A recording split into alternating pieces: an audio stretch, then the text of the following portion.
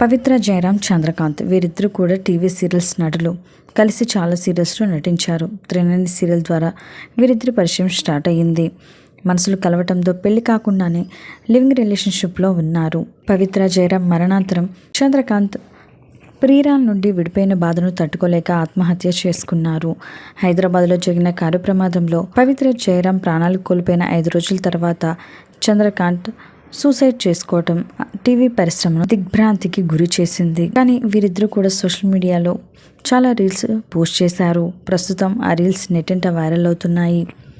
ఈ వీడియోలో పవిత్ర జయరాం మరియు చంద్రకాంత్కి సంబంధించిన కొన్ని రీల్స్ని మీరు కూడా చూసేయండి. ఈ వీడియో చూసిన బుల్లితెర నటులు అందరూ కూడా వీరిద్దరికి ఆత్మశాంతి చేకూరాలని కామెంట్స్ పెడుతున్నారు.